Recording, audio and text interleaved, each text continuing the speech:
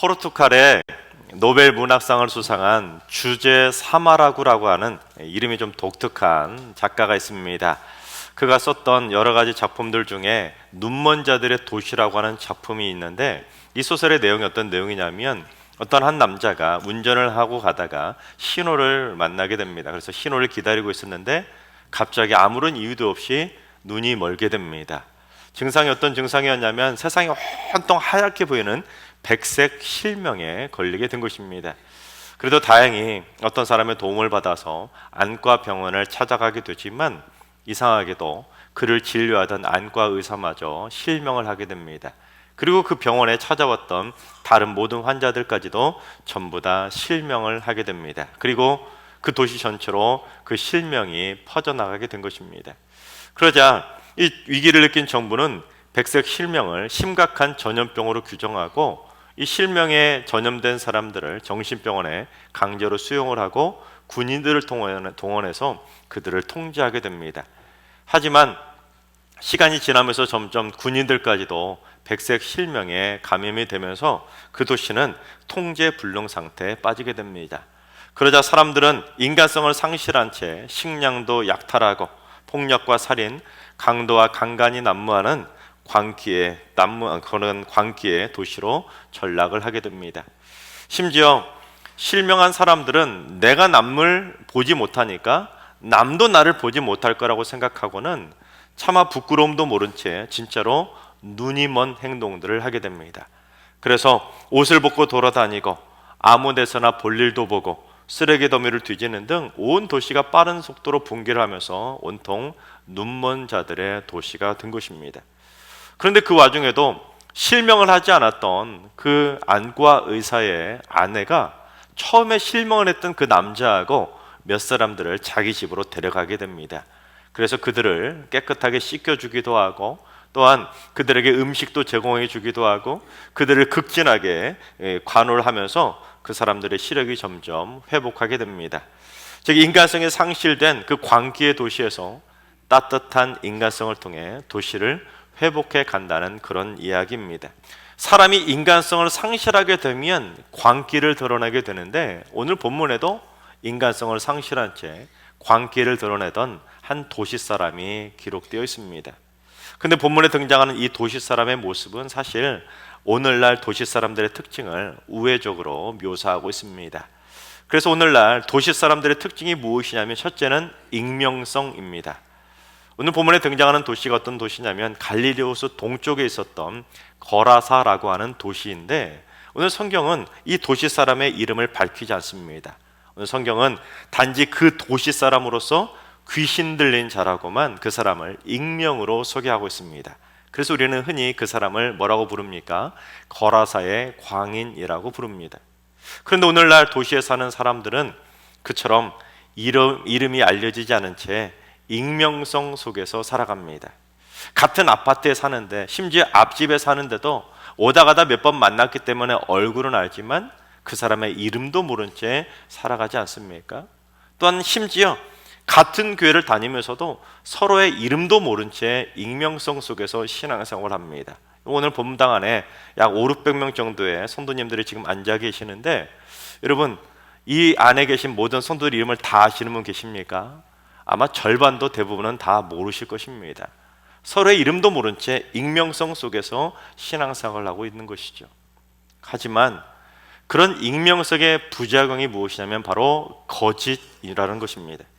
익명성의 가면을 쓰고 철저히 자신을 숨긴 채 다른 사람들이 나를 모른다고 생각하고는 누가 알겠어? 하고 함부로 거짓말을 하고, 누가 보겠어? 하고 몰래 남들이 모르는 거짓된 행동들을 하는 것입니다.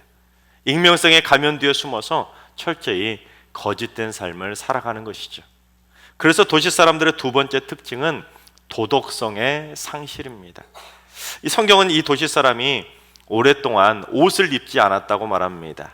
마치 눈먼 자들의 도시 속에 그 사람들처럼 부끄러움을 모른 채 옷을 벗고 지낸 것입니다. 그런데 옷이라는 것이 무엇입니까? 옷은 사람의 인간성을 보여주는 가장 기본적인 에티켓으로 사람만이 옷을 통해서 자신의 부끄러움을 가리며 살아갑니다. 또한 제가 지금 클로지 셔츠라고 하는 목회자 셔츠와 성의 가운을 입고 있는데, 그처럼 사람만 자신의 신분에 맞는 옷을 입고 그 신분에 걸맞는 책임을 지며 살아가죠. 반면에 여러분, 어린 아이들은 어떻습니까? 옷을 입지 않고 돌아다녀도 전혀 부끄러움을 느끼지 않습니다. 옳고 그름을 분간할 수 있는 이 도덕성이라는 개념이 생기기 전이기 때문에 어린 아이들은 자기가 지금 무슨 일을 하고 있는지도 모른 채 그저 옷을 벗고 다녀도, 또한 어떤 일을 저질러도 자신의 행동에 책임도 지지 않습니다.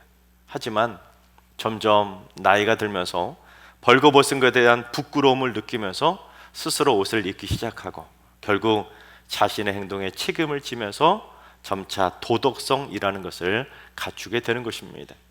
따라서 이 거라사의 광인이 오랫동안 옷을 입지 않았다는 것은 그동안 자신의 행동에 책임도 지지 않았고, 자신이 지금 무슨 일을 하는지도 모른 채 부끄러움도 모르고 옷도 벗고 지내고 수치스럽고 죄악된 행동들을 오랫동안 서슴지 않고 저질러 왔었다는 것을 보여주는 것으로 완전한 도덕성을 상실한 사람의 전형적인 모습을 보여주고 있는 것입니다.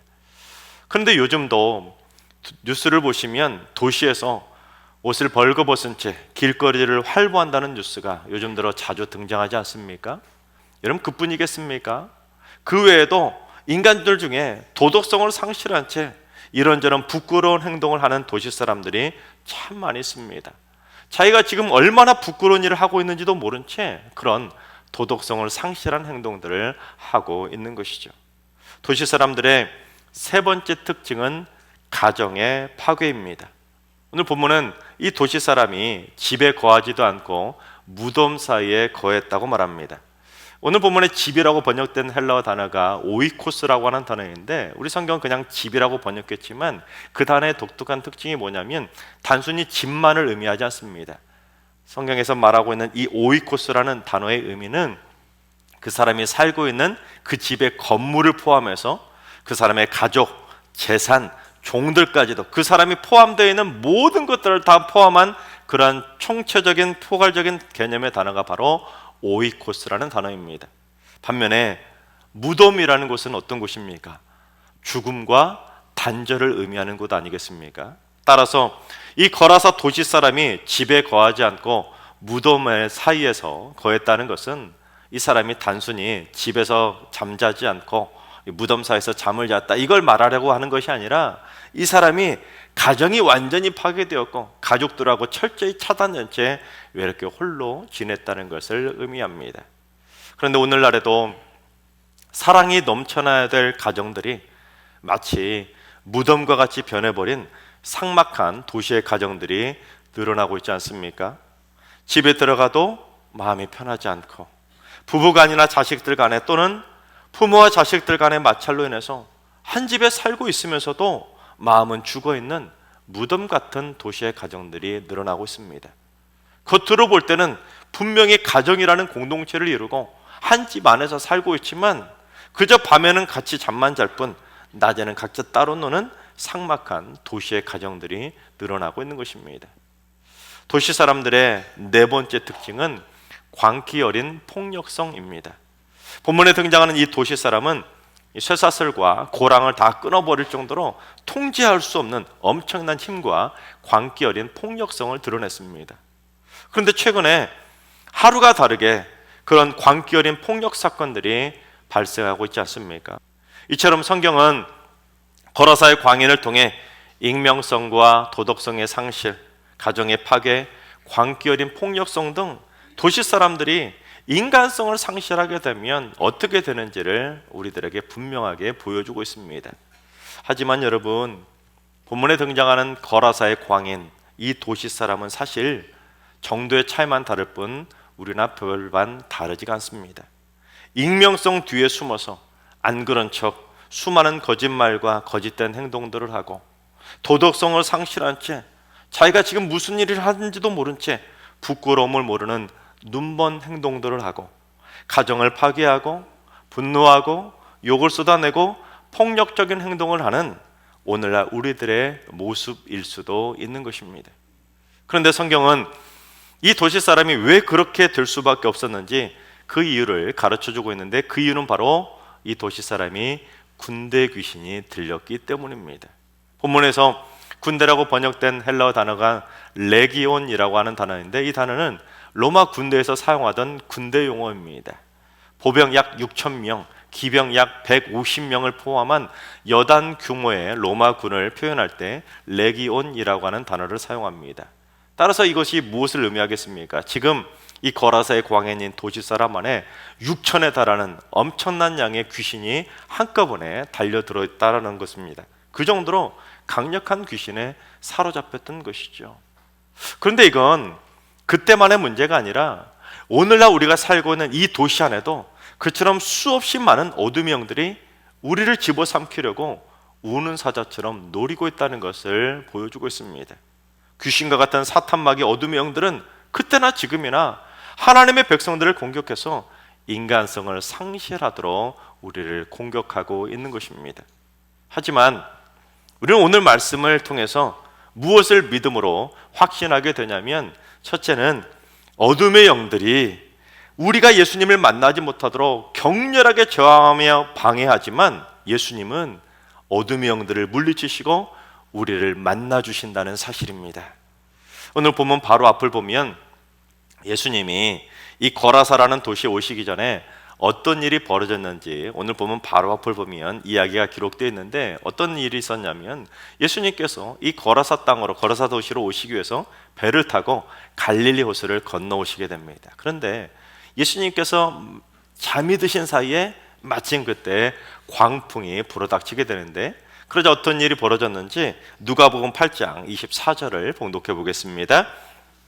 제자들이 나와 깨워 이르되 주여 주여 우리가 죽겠나이다 한데, 예수께서 잠을 깨사 바람과 물결을 꾸짖으시니 이에 그쳐 잔잔하여지더라.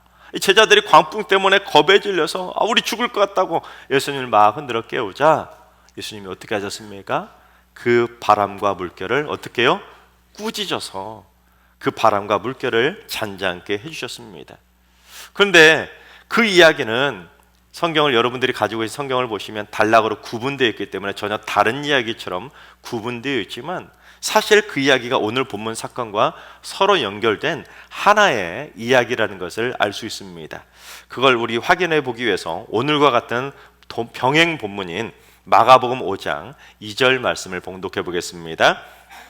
배에서 나오심에 곧 더러운 귀신 들린 사람이 무덤 사이에서 나와 예수를 만나니라. 예수님이 배를 타고 거라사 지방에 도착해서 배에서 나오시자마자, 내리시자마자 곧 이 거라사의 광인이었던 귀신 들린 사람이 예수님을 찾아온 것입니다. 또 한 본문을 볼까요? 오늘 본문 29절 상반절을 봉독해 보겠습니다. 이는 예수께서 이미 더러운 귀신을 명하사 그 사람에게서 나오라 하셨습니다. 그러니까 이 군대 귀신은 예수님이 이 거라사 지방으로, 도시로 자기를 만나러 올 줄 알고는, 이미 알고 예수님께서 이 갈릴리 호수를 건너오지 못하시도록 광풍을 일으키면서 필사적으로 격렬하게 저항을 해보았지만, 예수님도 이미 그 귀신이 자기를 방해하려고 광풍을 일으킬 것을 미리 아시고 예수님도 그 바람과 광풍을 꾸짖으시고 또한 그 사람에게서 나오라고 그 귀신을 이미 꾸짖으셨다는 것을 알게 됩니다. 그래서 성경은 예수님이 바람과 물결을 꾸짖으셨다고, 꾸짖으심을 강조하고 있는 것입니다. 만약에 자연적으로 일어난 광풍이라면 왜 꾸짖겠습니까? 군대 귀신이 일으켰던 광풍이었기 때문에 예수님께서는 그 광풍을 향해서 귀신아 떠나가라고 꾸짖으셨던 것을 알 수가 있는 것이죠. 때문에 이 군대 귀신도 예수님이 거라사 도시에 도착하시자마자 곧바로 예수님을 찾아가서는, 아니 당신이 나하고 무슨 상관이 있기에 나를 이처럼 괴롭히는 거냐고, 제발 나를 괴롭게 하지 말아달라고 최후의 발악을 하면서 저항을 했던 것입니다. 그런데 예수님은 사실 그 군대 귀신을 만나러 오신 것이 아니라 군대 귀신에 들린 그 도시 사람을 만나러 오신 것입니다.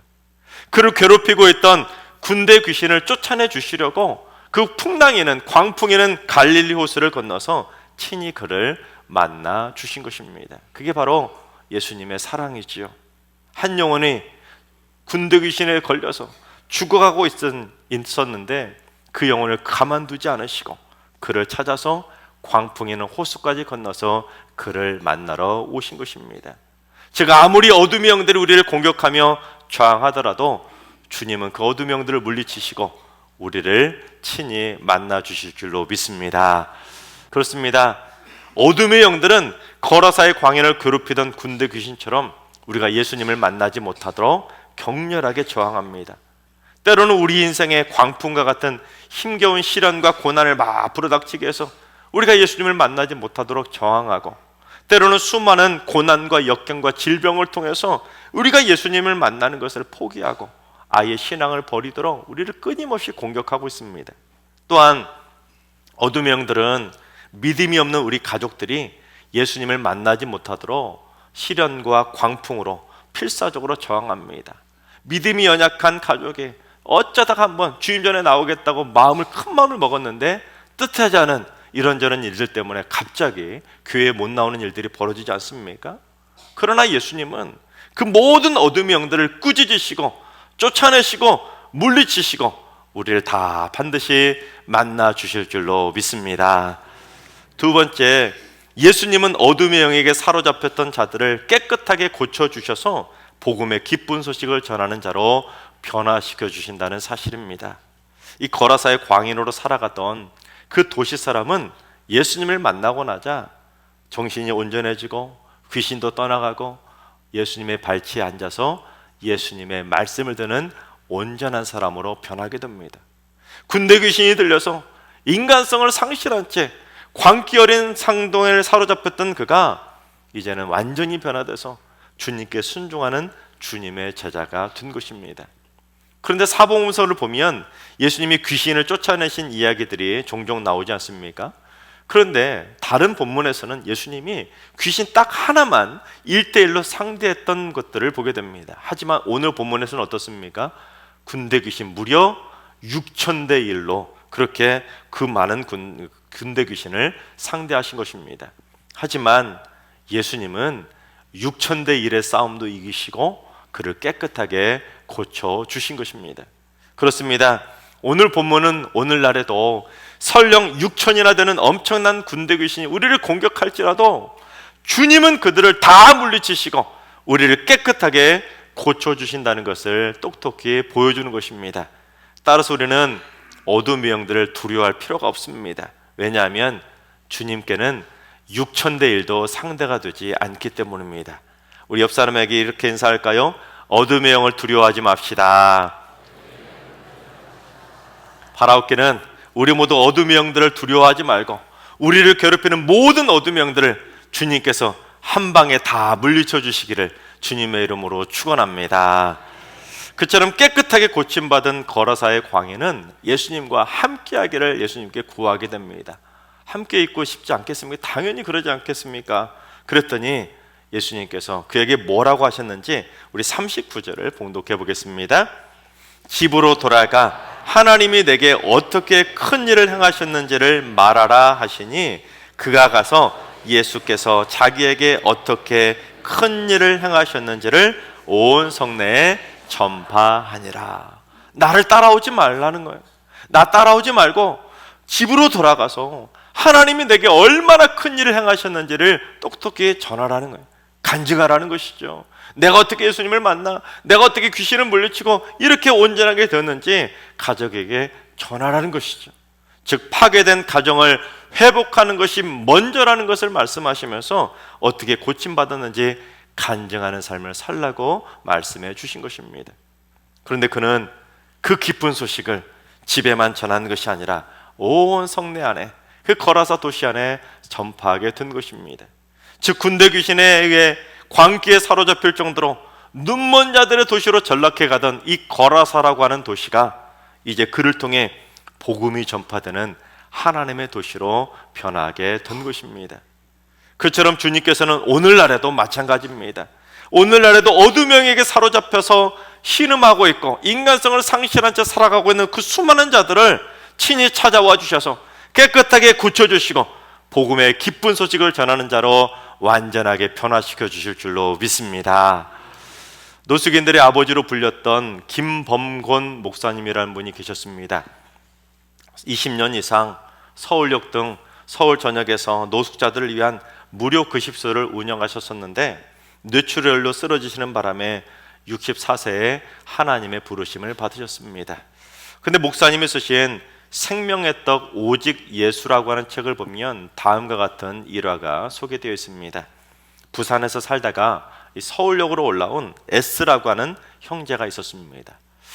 이전에 제법 큰 공사 현장에서 일을 했었는데 건물이 무너지는 바람에 현장에서 3명이 즉사하고 바로 이 S 형제는 척추를 다쳐서 하반신이 마비가 되었다고 합니다. 얼마나 뜻하지 않은 시련을 닥쳤겠습니까? 그런데 그게 끝이 아니었습니다. 병원에서 3개월 동안 그를 간호하던 그 아내가 같은 병원에 입원해 있던 다른 남자하고 눈이 맞아서 도망을 쳐버렸다고 합니다. 얼마나 기구한 인생입니까? 이 병원 저 병원을 더 옮겨다니며 치료를 받던 그는 절망하고 또 절망하면서 무엇을 다짐했냐면 어떻게 해서든지 그 남자와 아내를 찾아서 복수를 해야겠다는 마음으로 전국 방방곡곡을 찾아다니다가 이 서울역에 있었던 이 목사님을 만나게 된 것입니다. 그런데 당시 술에 잔뜩 취했던 그 S 형제가 목사님에게 이렇게 물었다고 합니다. 나같이 술이나 먹고 폐인이 된 사람도 예수 믿으면 새 사람이 될 수 있습니까? 그러자 목사님이 그에게 이렇게 대답을 해주었다고 합니다. 나는 당신보다 10배, 100배는 더 꼴통이었는데 예수 믿고 새 사람이 되었습니다. 나는 안 돼도 예수님은 됩니다. 안 될 때는 되는 길을 찾으면 됩니다. 안 될 때는 되게 하는 사람을 만나면 됩니다. 내가 그 사람을 만났는데 내가 만난 그 사람 한번 만나보세요. 즉 자신을 변화시켜 주신 예수님을 만나보라고 그 S라는 형제에게 복음을 전한 것입니다. 그러자 그는 목사님이 운영하시던 선교회에 들어오게 되었고 매일 저녁에 드리는 예배도 착실하게 참석을 하게 되었다고 합니다. 그러던 어느 날 그에게 성령의 강력한 임재가 임하게 되었는데 바로 그날 저녁에 하반신 마비가 풀리면서 깨끗하게 고침을 받게 되었다고 합니다. 이후 그는 하나님이 예비하신 믿음의 배필을 새롭게 만나 행복하게 가정을 이루며 살게 되었고 나중에 장로님이 되어 본인이 받았던 그 하나님의 큰 사랑을 나누기 위해서 사랑의 집을 개설해서 운영을 하고 있다고 합니다. 또한 은퇴하신 목사님들을 섬기기 위해서 안식처도 준비하게 되셨다고 합니다. 그렇습니다. 어둠의 영에게 사로잡혀서 술에 빠져 살던 폐인도 원수를 잡아서 복수를 하겠다던 그 광기 어린 사람도 하반신이 마비된 환자일지라도 주님은 깨끗하게 고쳐셔서 복음의 기쁜 소식을 전하는 자로 완전히 변화시켜 주실 줄로 믿습니다. 하나님께서 사랑하시는 여러분, 어둠의 영에게 사로잡혀서 인간성을 상실한 채 살아가고 있는 이 눈먼 자들의 도시에도 지금도 주님은 우리를 찾아와 주고 계신다는 것을 믿으시기 바랍니다. 심지어 강력한 어둠의 영들이 예수님을 우리가 만나지 못하도록 격렬하게 저항하며 방해할지라도 예수님은 그 어떤 군대 귀신이라도 물리치시고 우리를 친히 만나러 와주실 줄로 믿습니다. 그래서 우리 모두 주님께서 우리를 괴롭히는 어둠의 영들을 다 물리쳐 주시고 영육간의 모든 질병도 깨끗하게 다 고쳐주셔서 우리 모두 나를 향해서 하나님이 해주신 그 크고 놀라운 기쁜 소식을 만천하에 전하며 살아가는 행복한 믿음의 자녀들로 살아가게 되시기를 주님의 이름으로 축원합니다.